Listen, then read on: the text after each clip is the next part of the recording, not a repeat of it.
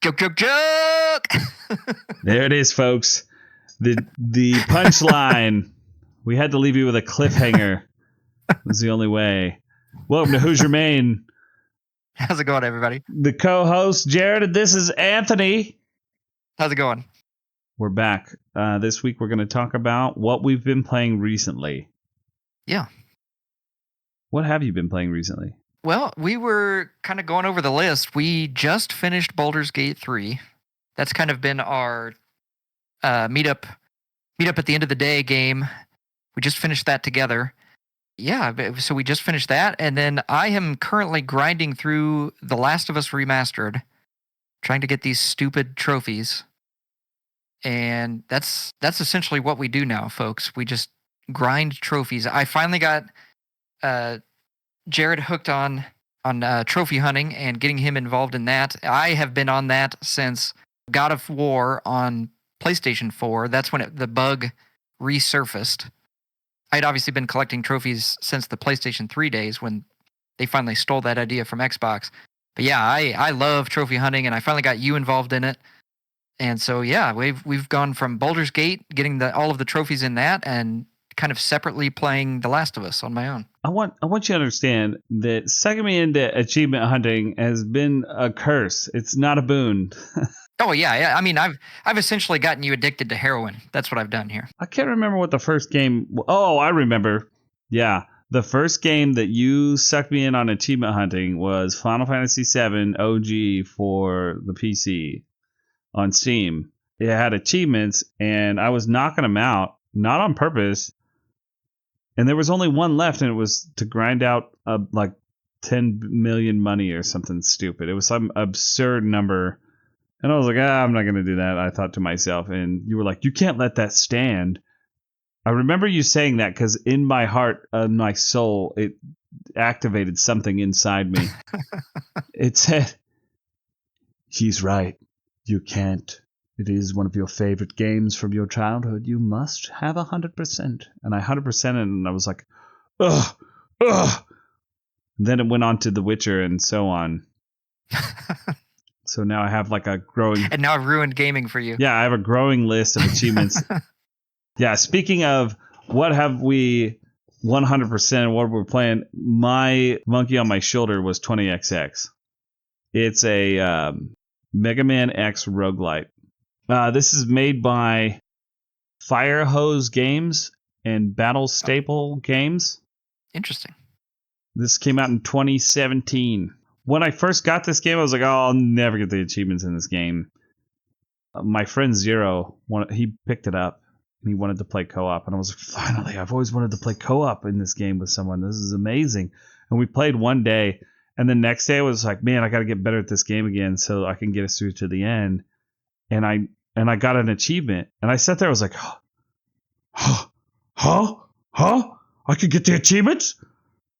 So I've just been down this freaking rabbit hole of unlocking all of 20XX's achievements, finally completing it just yesterday. I just got it pretty recently. I think for me, the reason why achievement hunting started, I'm very guilty of sinking into comfort zones, right? So I like watching old shows again. I like playing old games again. What I found was I just kept playing the same games over and over and over and over and over again, instead of playing new games and experiencing new stories and experiences and things like that. And so what I decided was, I'm going to platinum a game. I'm going to get all the achievements, whatever you want to call it. And then I'm done with that game forever. That's my version of saying I've done everything there is to do in that game. I've experienced everything there is to experience. I need to move on. And so that for me was a way to kind of comfortably shelve something that I'm passionate about and I care about without having these emotional attachments to a game. And so like you said, I kind of very quickly went back to the classics that I love and went and got those games. And to this day, some of my favorite games are games that I've platinumed. That allows me to kind of shelve a game and not play it. The caveat being, you can double dip on trophies. And so what I've started doing now is I will platinum a game and then buy a different version of that game and then get that platinum trophy list done. And so that's why I'm playing The Last of Us Remastered. I already have the platinum on PlayStation 3. This is me going back and playing an old game, trying to get the new achievements, and that's how I've circumvented my own rule set. Chasing those achievements, I think that's it's like you said to me originally, it really helps me put the game to rest. Coming back to the game over and over, I always felt like something was missing. And when I first got that first 100% on Final Fantasy VII, I was like, oh man, I really do feel like I'm done with that game. Like I could come back and play it again just for the story now, but I feel like I've done the game. You know, it's complete. Exactly. Yeah, and that's why I did it, was because I'm like every other gamer ever. I just play Fallout over and over again. I play Skyrim over and over again. And I was like, no, I'm not doing this. I'm not starting another save. I'm not going to be a stealth archer one more time. I'm going to do the achievements. I'm going to do the story, and then I'm going to take that story and I'm going to put it on the shelf, and I'm going to be like, I'm good. I've done everything there is to do. It's time to move on to something else. And that's really kind of opened up games that I normally wouldn't play, because one of the things that I find is as soon as I platinum a game, there's kind of that like, oh, like, oh, I just finished that massive adventure. How could I possibly move on to the next game? And one of the things that I found that I really enjoy is kind of these bridge games where you can get the platinum in maybe a couple of hours. And so what I'll do is I'll finish these really heavy, emotionally invested games that I love and I care about, and then I'll go play something like a car crashing game where you just destroy cars and it takes you 2 hours to get the platinum, and it's like, oh, okay, well, ready to move on from that. I have no intention of ever playing that game again, but that was really fun. And so you can kind of have these different experiences where, yeah, of course you're going to have those games where you spend 200, 300 hours in the game doing everything there is to do. And those are going to be some of the best games of all time in your, in your gaming experience, your gaming career. But I think it's equally important to have those like 10-hour experiences that are like, oh wow, that was really fun. I never would have played that game otherwise. Glad I got those achievements. And so that's kind of the two ends of the spectrum for me, where those kind of games lie. I did well. My bug isn't that bad. I'm not terminal here. I guess what would take it to the limit would be trying to get all the achievements in Final Fantasy 14. That would take me to the terminal level for me. But I don't know if it's because I'm a parent now or what. I don't have time to play a short game like that, or to purchase that game. Maybe I don't know. I don't really. I didn't really know that you did that. I knew that you dove deep into games and got all the achievements. 200 hours, you said. I don't really do it like that. I do what you told me originally. If I really like a game, I try to 100% it, because then I can say, hey, I've done everything that even the developers, in at least with the achievements, they said if you do all this, you're done. You've done everything I can think of. At least that's how I read achievements. Exactly, yeah. And to me, that's almost like a way to give back to the people that made the game. Is kind of saying, I've done everything that you wanted me to do, and you gave me this checklist of things. This is how you wanted me to experience your game. I've done that, and thank you for that. And this is my way of kind of giving back to. I know that sounds kind of silly. That's my way of giving back to these developers that I care about, as opposed to a game where I'm like, okay, no, like this isn't for me. I'm not going to get the platinum on this. Some games, that's on the one end of the spectrum, it's a way to put the game away. But I also think it's a good way for you to leave a lasting memory and impression of a game, where you can kind of sit there and go, oh, wow, I obviously had a really good time enjoying the story and enjoying the single player experience of this game. But then on top of that, I have this whole other almost separate experience of, okay, now I went back and played the game with these challenges or restrictions put on me, and I had an entirely separate experience with that, trying to get those achievements. And for me, I love that. I, like you said, I'm completely addicted to that feeling. I'm terrible about it. I don't play games on consoles really anymore, except for the Switch. So I don't know the sound effects that you hear when you're playing the PlayStation or something, but the Steam achievement unlock sound is like, it's like a drug sound to me. I'm like, oh, got it. Oh, That was nice. Well, and you're missing out on the creme de la creme. You don't have platinums. So when you finish a game, you're just done. And it's obviously the last trophy pops and you get the adrenaline rush of that. On PlayStation, once that last trophy pops, then you get the platinum trophy comes out and that really is that's addicting. That's when I was telling you that I would do like the 200-hour games and then I would go back for like a quick fix. That's what I'm talking about, man. That oh boy, I love it. I love the sound of that thing popping. And obviously, granted, not all games are 10 out of 10s. You know, this is the most amazing game ever. But at the same time, that feeling definitely is every single time. See, I like the little badge you get on Steam. I like watching the little bar fill up, and I go and look at those. I've got a whole collect. You can set up your little collections in your library on Steam, and I've got the 100% collection. And the game gets added to the special collection every time I complete one. There it is, right there. Yeah, now the obvious caveat to that is I've been going for years on console. It obviously doesn't play nice with Steam, so that's kind of frustrating not being able to have all of my achievements in one place or anything like that. You talked about Steam does a very good job of having this showcase of whatever you want on your page, but I also have mine set to show achievements. That's one thing that I think PlayStation could kind of improve upon is a way to share those things with friends lists or maybe on the homepage or something like that. I agree. Steam does a very good job with that. That and the shining rare achievements. I like to look at those. You're right. Yeah. There's even the rarest ones are super shiny and the gold rim around them is thicker. So you're like, oh, that's a rare one. It's like me and two other people. There's like 15 of us that have 20XX, and then there's like out of that number, I don't know, 3 of us have these other achievements. That to me, you're right. That to me is kind of like a brotherhood without actually knowing the other people, if that makes sense. You know, there's kind of that I played this game and I got the platinum or, whatever you want to call it. I got all the trophies, got all the achievements. And you kind of look at those other names and it's like, oh, wow, there's not a lot of us here.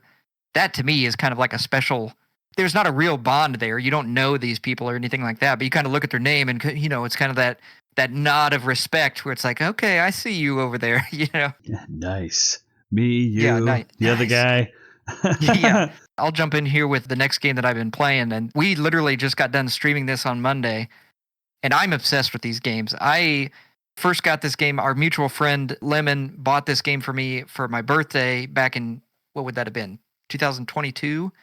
We've started it's called My GM mode, and you essentially start a show. You have your wrestlers fight and you try to get the ratings as high as you can. And then the other person puts on their own show and then they try to get their ratings as high as they can.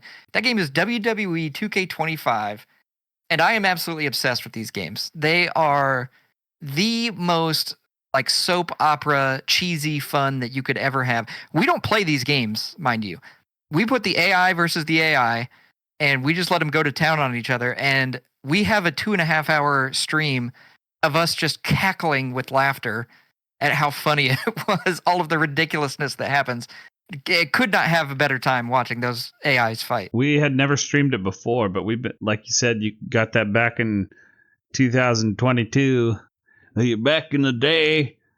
Yeah. We got that. And there's not been a time that you have booted that up and we have watched it that I've had a bad time. As a matter of fact, it's only ever been tears streaming down my face good time. Every time. The storylines that we develop as we watch the characters wrestle, we usually do the jobbers, which is great. I think that's what they call them. The regular like hireable NPCs that aren't the big time name wrestlers. Like, well, this is going to age us talking about Hulk Hogan and stuff. The only modern one I know now is Rhea Ripley. Yeah, big woman. Yep. Well, and that's the other thing about that game that's so great. I don't know why they did this. For whatever reason, we watch the men fight and we watch the women fight. The men fighting, it's great. It's awesome. It's hilarious. They do their big slams and their punches and all of that stuff. But when the women fight, the violence gets turned up to like 11. It's 1,000 times more violent. They slam each other. Like, there are literal storylines that we have watching that show where two women will stop fighting to win the match and they'll just start beating the crap out of each other while the other two women try to win. And it's the most insane thing I've ever seen in my entire life. They just beat the crap out of each other. I don't know what it is. He's right, folks. If you happen to get this game, sick the women on each other and just be amazed at the level of violence that is brought into this game. I'm just like, what in the hell is going on? That one woman throwing the fucking chair from across the room, like, yeah! I was like, holy shit! Put the chair down! It was crazy. I was like, oh man, that game is amazing. Yeah, that's definitely all time. We'll never stop playing it. We've established that I'm kind of the sports gamer in our friend group. I'm the guy that plays all of the sports games. I don't know what it is or why they decide to do it. When WWE updates their games, like a game gets an update. Baldur's Gate 3 just got a huge update, added new classes, new abilities, all of that stuff. Those are things that you expect when a game gets updated, when a new version of the game comes out. WWE released a new version of the game, and they added the ability to throw weapons at people. Like, nobody asked for that. Nobody wanted that. They don't do that in real life. So they add this feature, and like these people, we call it going shopping. They go underneath the ring and start grabbing stuff out from underneath the ring, and they'll just huck it across the ring and hit the other person in the back of the head and knock them down. And it's the funniest thing I've ever. There's no physics on any of the items. Well, I guess this year they did add a little bit of physics when it hits. In years past, it would hit and just fall straight to the ground. Oh my God, it's amazing. It's like I said, it's soap opera fun. It's so cheesy and corny, and it's amazing. I love it. Them going shopping. Then you said the latest one they added catching, didn't they? So you can play catch. You can throw items at each other and catch it. So again, nobody asked for this, but they added like sports items. I'm assuming it's because Pat McAfee is signed with WWE, and so they tried to bring in, like sports. So before you could go under there and you could get a steel chair or a kendo stick or a trash can. Well, now you can get like a hockey stick, a baseball bat, and a football. And for whatever reason, they added the ability where you can throw the ball and the other person can catch it. And so you could just play catch if you want, or you could just throw a football at somebody and it hits them in the back of the head and they fall down. But yeah, it's just the most ridiculous things that you could ever think to add to a video game. That's what they choose to add to these video games. I just love that. I love that absurdity that they've added to that game. It's amazing. If you like wrestling at all, you deserve to treat yourself by checking that game out. It was a good pivot from Baldur's Gate 3 when we finished that. Which that was what we were working on together. Was we were playing Baldur's Gate 3 together. It was his first time through playing balanced. I've got like at this point 1,100 hours in this game. It's amazing. I love it. I'm sure that I'm preaching to the choir. If you're listening, I'm sure many people have played it and enjoyed it at this point. But it's an incredible experience, and we had a great time. We streamed that too, and that was pretty fun. We're planning on doing at some point. I don't know. At the time of this recording, I don't know if we'll have started an honor mode or not, but we plan to do an honor mode run together, which should be really fun. We'll try to stream that for the folks at home. Anybody who wants to watch? Yeah, I'm sure we will. For me, that game has essentially replaced D&D, Dungeons and Dragons. I was a part of two groups, and both of those have kind of fallen through at this point, which every single D&D group ever has fallen apart. You don't complete the story. You go out in a blaze of glory. And so for me, that's what that game had become, was essentially, well, not weekly D&D. We were playing every single night, so it was becoming nightly D&D. But yeah, I absolutely love the game. I think the game is amazing. It's kind of like D&D 5th edition plus, like D&D 5.5. That's even a thing. They made so many changes that I just absolutely loved. The rule sets and the characters in the game are amazing. They have incredible stories. We got to the ending, and we were sitting there talking about how emotionally invested we were with everybody, even the characters that maybe we didn't even like playing through the first half of the game. By the end of the game, we'd gotten so emotionally attached to them that we cared about how their story ended and wanted it to end with the good ending. And so to me, that's how you know you've got me, is when an RPG gets you to care about characters that you don't like, let alone the people that you do like. Not that this game is on our recently played list, but what even got me interested in Baldur's Gate 3 was the fact that Larian was going to make that game, and we're actively making it, because I had convinced these guys to play Divinity Original Sin 2 years ago. I don't remember what year that was that we started. 2019, maybe earlier than that. Sounds about right. Whenever it came out, maybe around that time, I'd picked it up and convinced these boys to pick it up, and we played a little bit. We didn't really play the campaign. I ended up figuring out how to run a GM mode, and we played that, and it was really fun. I played up to Act 2 several times, part of Act 2. I still need to go back and finish it because it's still just an incredible game. I loved every second of it. This was before I was in my complete the game you buy phase. This is a recent development, folks. I was like, oh my God, this game is so good. And they were like, we're making Baldur's Gate 3. I was like, oh my God, that game's going to be incredible. And it is. It's everything. DOS 2, Baldur's Gate 3 is just Divinity Original Sin 2, just with D&D slapped on it. The gameplay's a little different, but yeah, Larian has a company right now. They're winning lots of points with me. They pulled me back into D&D, and I kind of pushed away from that. There's been a lot of negative things with Wizard of the Coast and Hasbro, and I don't know. 30, how many years playing D&D prior to that? Yeah, it's been since we were in junior high, I think, even was when I started.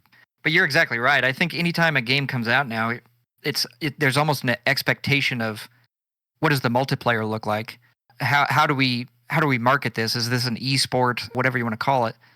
And so I think for Larian to produce a game, yeah, for all intents and purposes, even when you're playing multiplayer, it's a single player experience. You're just adding another person in to replace one of the NPCs. The scope of the game is so big. It's insane. And it's exactly like you said. It's right in Larian's wheelhouse, to where they know exactly how to twist the story just enough to keep you engaged, to get you to play just a little bit more, just to invest just a little bit more, and they just keep twisting that knife in you where they've got you hooked.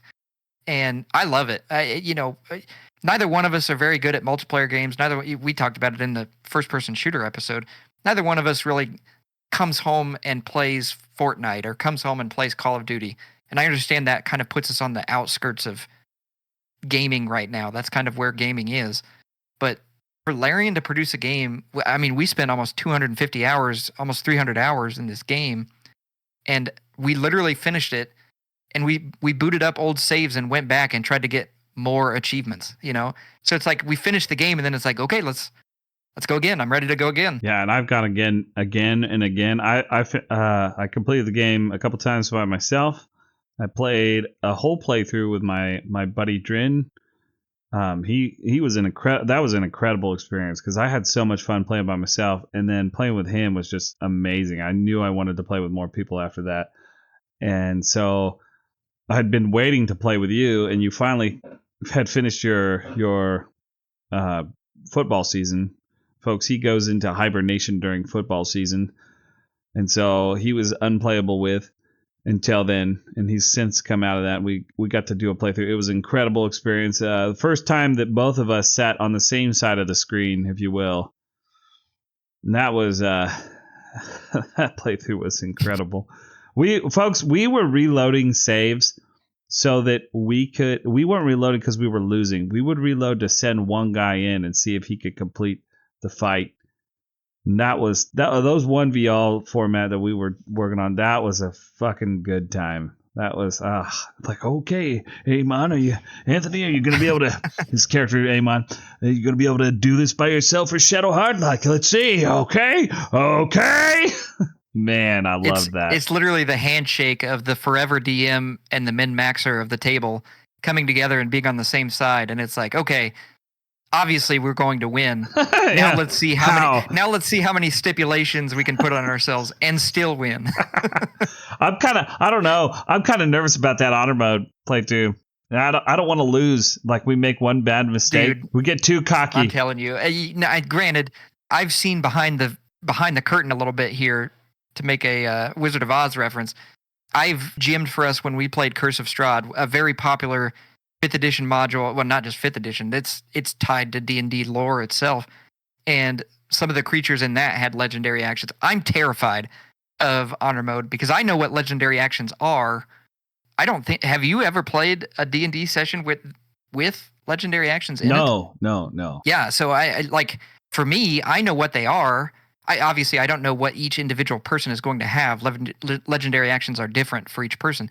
I'm terrified. I think as much as we breezed through the standard edition of the game, I think honor mode is going to like have the receipts in its hand, and it's just gonna be like, "Was this you?" And then it's just gonna bash our head into the ground over and over again, and just be like, "This is for beating me up when it was standard mode, you idiots." I can only imagine that some of the bosses that I know are scary are gonna, like you said, be holding receipts. Oh fuck. Yeah. What's another one? I'll tell you one that I've been playing recently. I kind of got into this. I don't know. It's a really, really low expense to get in. It's $10. It started with my buddy Sue pulling us all into this game called what the hell is it called? Now I've forgotten. All of a sudden I just forgot it. Company something. Lethal Company. Excuse me. There, we got it. He pulled us into this game called Lethal Company. If you've never played a game like this, you're a crew of people working for some eldritch horror. I'm leading into the next one that we've been playing recently because it's I don't know, it might be better. I can't tell, but for me it is. Well, you work for an eldritch horror. You go to different planets in Lethal Company, and you go into like abandoned buildings, and you collect items and bring them back to your ship, and then you take them back and sell them, and you get more money so you can go to the next planet. Well, the game that we've been playing recently that's similar to this is called Repo. And instead of being like a crew of people in like hazmat suits, you're like these Muppet robot guys with giant googly eyes. And the monsters that I left out the fact that there's monsters that stalk these hallways in these buildings that you go into that are abandoned that you're looting. Well, in this one, you drive a car on, I don't know where the fuck, but you're working for an eldritch horror again, but you're robots, and you're sneaking around as these Muppet-looking robots. And when you talk, your head flops all over the fucking place. And the game itself, the way you talk to each other, you don't get on Discord. The game has like in-game, like how close you are. I can't think of the word. How close you are to each other. How you can hear. So if you're in another room, then you're super far, and I can't hear you that good. You have to come over and talk to me. Proximity chat. I think proximity, yeah, proximity chat. And so the monsters can hear you talking too. So you have to shut the fuck up. But I'm scaredy cat, so I make too much noise. I always end up getting killed by something. And it's a fun time. I play that with Drin and Foxy and Abram and Sue and Zero, and it's a great time. It's a really great time. I should pull you in on one of those one night so you can experience that. I think that needs to be one of the nights where we introduce them to Midwest drunk versions of us. Oh my god! There's a video of me. I'm blackout drunk. I hung out with my dad, and me and my dad drink whiskey and smoke cigars, and I don't remember what we were doing because I got too drunk. Oh no, I remember my wife was there. I had poured myself another shot, and my wife was like, "You don't need that," and she knows where my limit is, so she was like, "You're past your limit." I was like, "Oh, I don't know what you're talking about. I didn't realize I was past my limit," and I told her, instead of saying no or "You're right" and put it back, I said to her, "I have a secret." And I barely remember getting back to the house, but I sat down and I was still in voice chat with all my bros, and they were playing this game, and they brought me in. And so there's a video somewhere where I'm blackout drunk playing this game with them and just screaming, "Wait a minute!" It's pretty funny video. I was perfect. I was like, I don't know this man, but he's very funny. Uh-huh. Never seen him before. I never got to see him before because I'm in the meat suit. You know? Yeah. What am I supposed to do? You know, I think I think there's deep inside of all of us. The old Native American story. There are two wolves inside of all of us. There's the whichever one you feed is the one that will grow. And Oh, the wolf that you and I have chosen to feed is this yeah. belligerent, drunk, wild Alcohol. man. Yeah. The alcoholic wolf. Stop. Yeah, yeah. There's a secret Oh! third wolf, and we've been feeding that one. The other two, I'm starving. Stop. Quiet, you. Glug, glug, glug, glug, Hush. glug. Yeah, There you go, buddy. That's fucking Wile E. Coyote. That's who we're feeding. yeah, It's not a wolf. That's not a wolf. That's not a yeah. wolf. It's a fucking possum That's or a exactly right. fucking Yeah, raccoon. yeah. I don't know. Yeah. What's another game that you've been playing recently? What else you got in the chamber there that you Well, secretly I'm going down play? my list here, and this one makes me laugh because apparently it's taken me almost a year, and I'm not even halfway done with it. And that's Final Fantasy VII Rebirth. And if you want to talk about taking your time with a game, this game hits me so hard that I will play a section and I have to turn the game off. And I don't mean like, oh wow, that like that was really tough. I'm frustrated. I mean like it breaks me. It breaks my soul. And I'm just like, no, I need to like go mow the yard or something. Like Final Fantasy VII for both of us is one of the most important games we've ever played. It's my favorite game of all time. And when they made remake, it made the original game even better. It's a culmination of the entire Final Fantasy VII universe with Dirge of Cerberus and with Advent Children.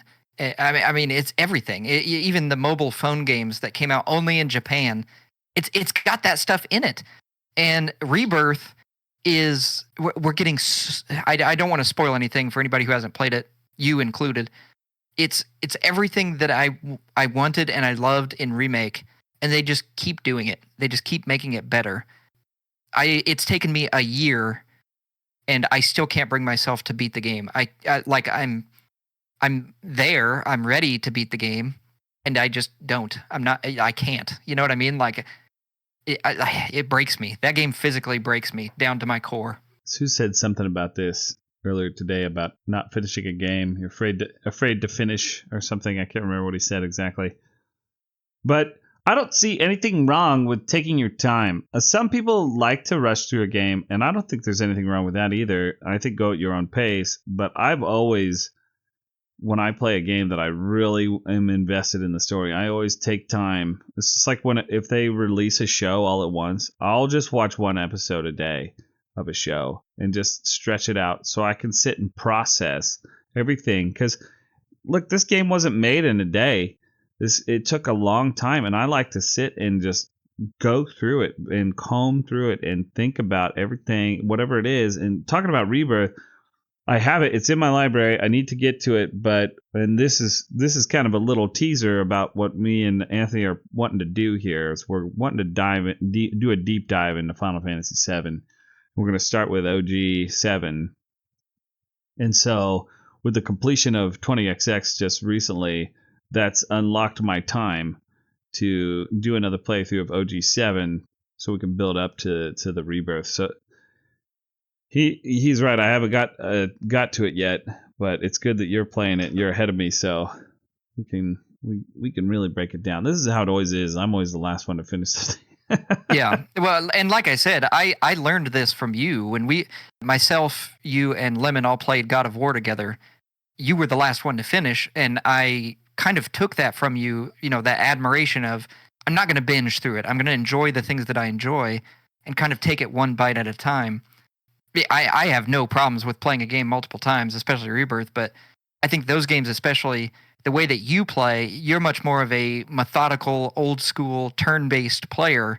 And so you like to use the menus, you like to think about your actions, you like to kind of plan out your attacks and use that time almost like as a reprieve from the action.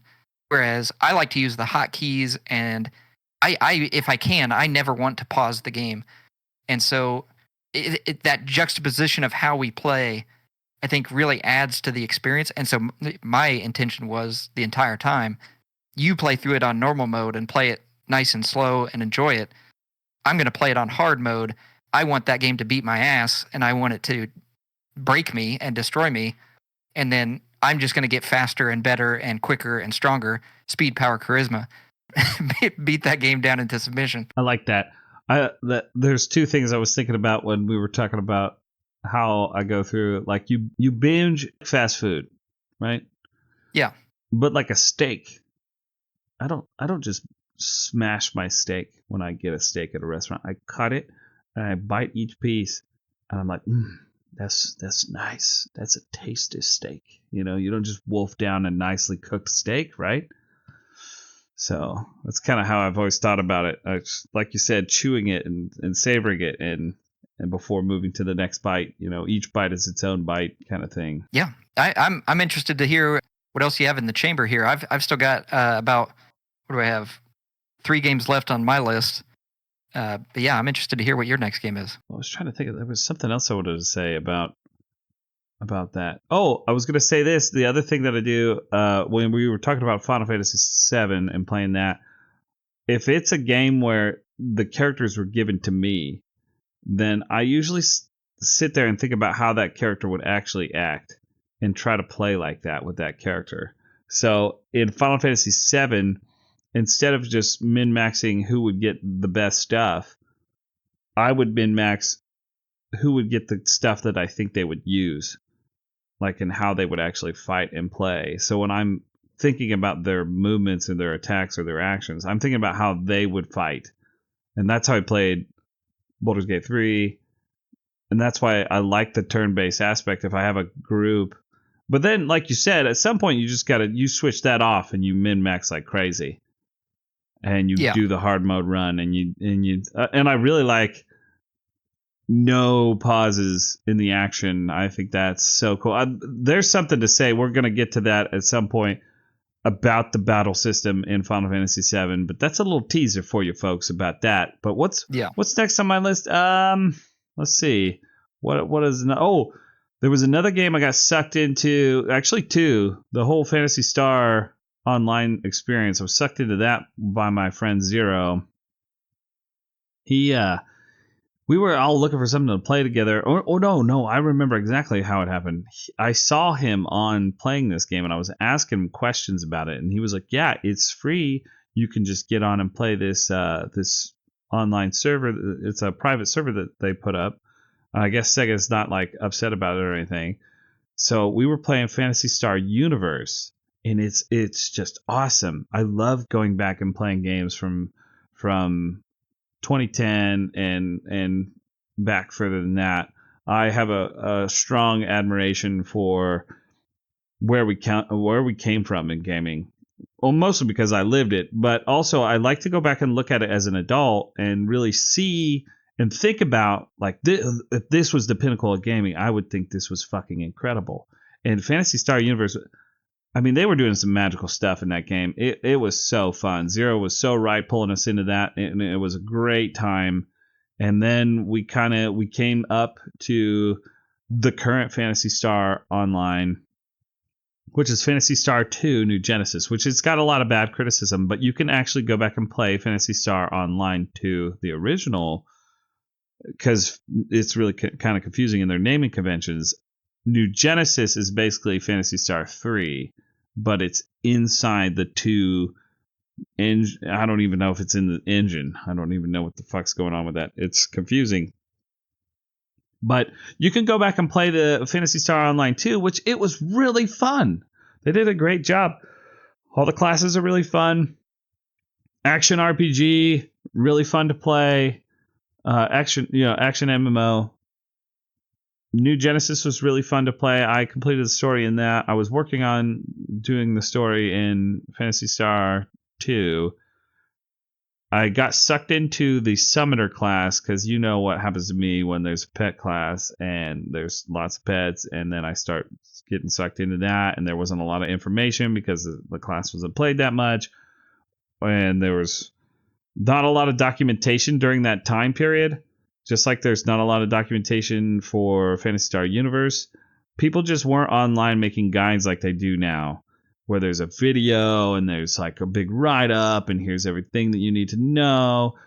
it's kind of just go and figure it out kind of mode, or go and talk to people who are playing the game actively. And I'm kind of introverted, so I don't go and ask questions to strangers that much. So it was a really fun experience, though, to try to like piece that together and play like old school, where it's like there's no information, so you just have to figure it out. And I like that. That's fun because it's very tempting nowadays to just look something up. I don't have as much time as I used to, so I'll just look up how to get through it or something like that. And I don't know. It was a fun experience. I really was grateful for that time. I hope we get to go back and play it some more because it's fun. It's always interesting. We kind of grew up in the heyday of MMOs, and that's not a genre that I tend to gravitate towards. Obviously, I tried out World of Warcraft and all of that stuff, and Guild Wars, and I want to be in Final Fantasy 14 as well. I want to be involved in those kind of games, and I think those kind of games would be really fun and right up my alley. But you're exactly right. I think there's that element to it where there's just so much of a time investment. You have to engage with other people, which my ideal gaming session is sitting in the dark, huddled up with like this blue light screen blasting my eyes. I'm probably going to go blind soon. That's my ideal gaming situation. I don't want to be hanging out with people and engaging with other people and stuff like that. But those style of games, I feel like were kind of missed on our generation because it was so new and so different. We didn't really know how to appreciate those types of games back then. And so you being able to go back and find them, I think that's awesome. And you had showed me some of the gameplay. It looks insane.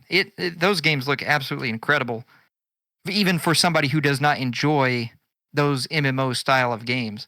And so yeah, I think you showed me once or twice gameplay from that game, and it was incredible. MMOs were definitely not lost on us.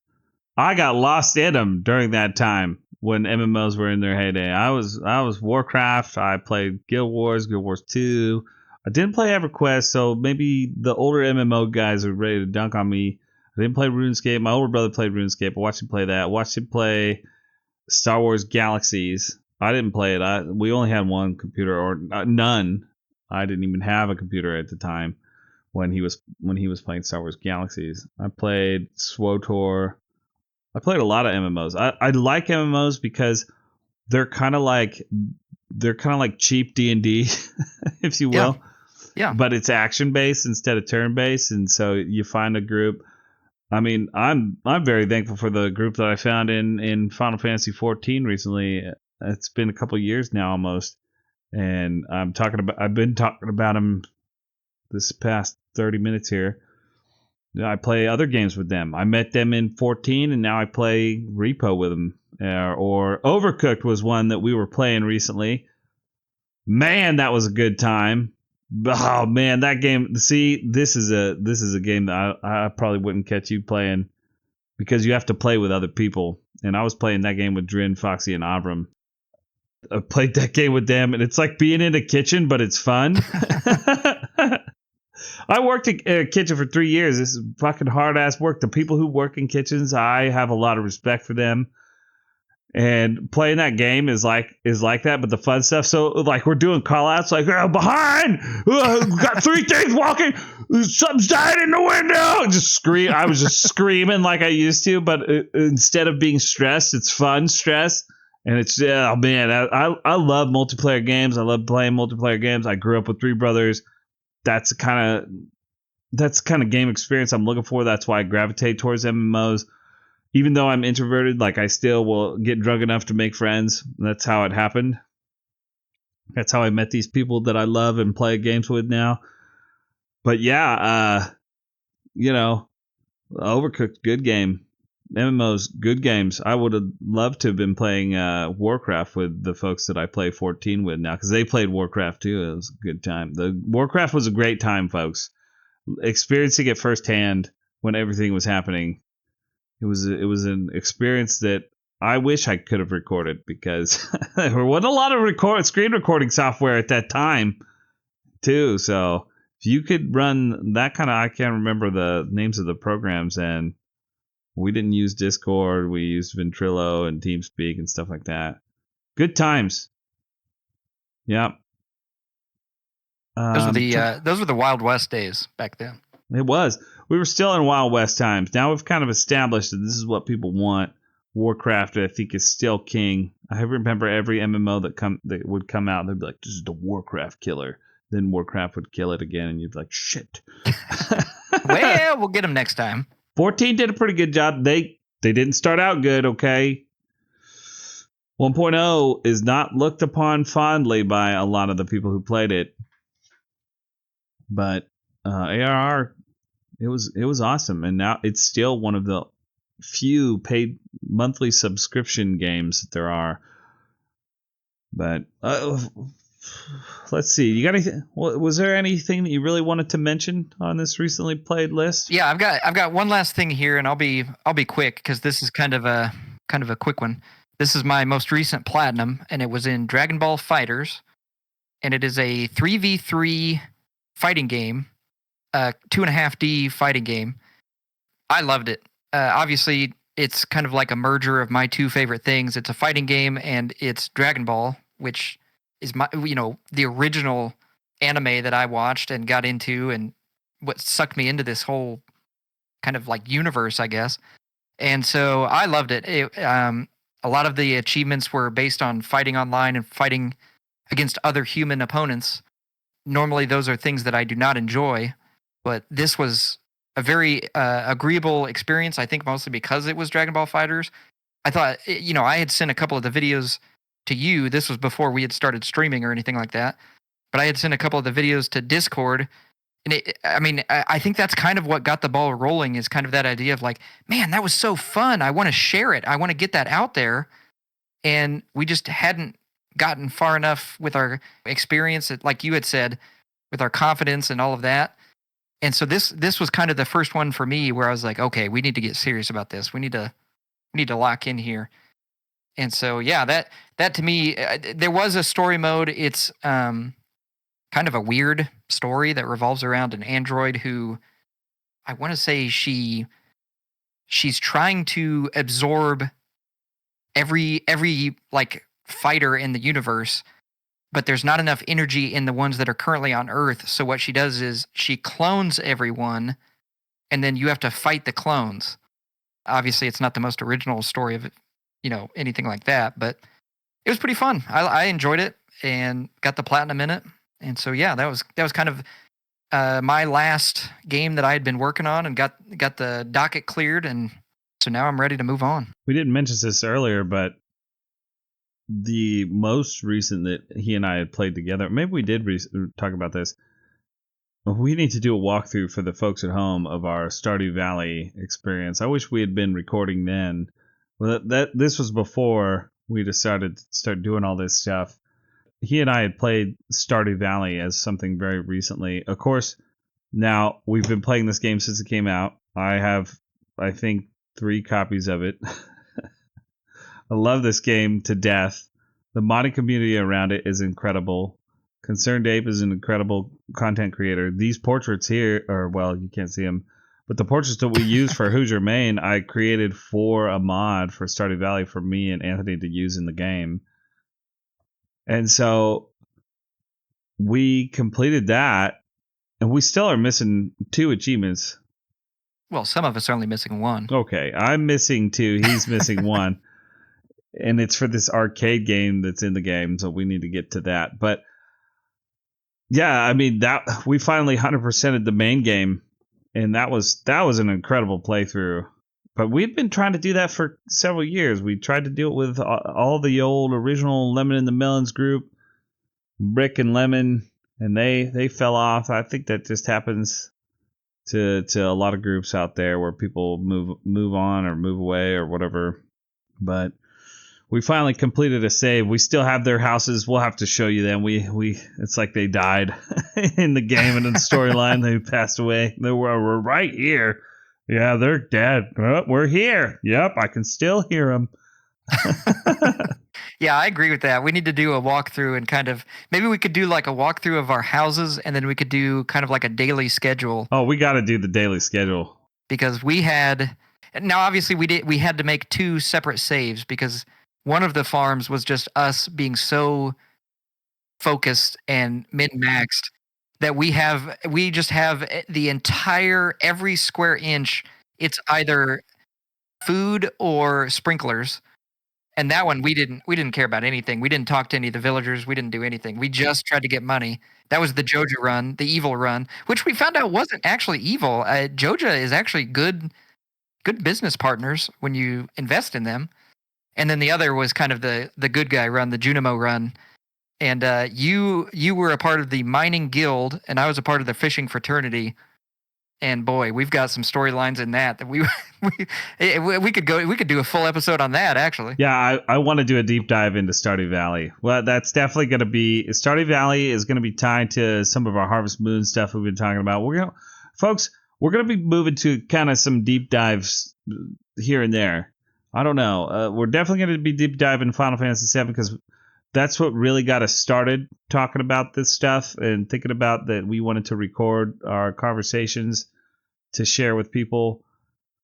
But yeah, I'm trying to think if there's anything else I want to add to this recently played list. I've been trying to get through Yakuza Like a Dragon, not since it came out. I picked it up maybe a year or two ago, year and a half maybe. Been playing it off and on. I started playing it by myself, and my older brother, he wanted to watch me play through it, so I would only play it when he was over, but he's not really been coming over recently, so I've not made it through it. What's another honorable mention here? You got any honorable mentions while I try to think of any last little titty bits? Yeah, I've got some honorable mentions I can just do real quick. I started a God of War Ragnarok playthrough. Obviously, that's too good for what I'm doing right now. That needs to be shelved because I want to devote all of my attention and focus to it. I kind of did it almost like I had almost forgotten about it, and then I forget what we were talking about, but we talked about that game, and I was like, oh yeah, I forgot about that, and so I literally have I think maybe like 2 hours on that game, and then the other one is NHL 24, which is a hockey game from last year. Yeah, I love sim sports games so much. I was getting the itch, and so I took a hockey team, took them to the Stanley Cup championship. I've never played hockey. I was introduced to it by your brother Bryce, and that's one of those games where I just go back to it purely for nostalgia, where I'm just like yearning for those old days. And yeah, so I have a couple of hours in that as well. Well, as far as there's plenty of more games I could add to this because I was doing a run on some NES stuff I just remembered, and I was also what was that other thing that it was NES, and then there was some other indie torchbearer type games that I discovered and I was playing recently. I just finished that Sonic run. That's kind of funny. Yeah. Yeah, there's this list could go on. I could sit here and talk more about it, but I think we've definitely reached our time here. So I think we're going to wrap up and see everybody later. Sounds good to me. All right, folks. You all drive safe and remember. See ya.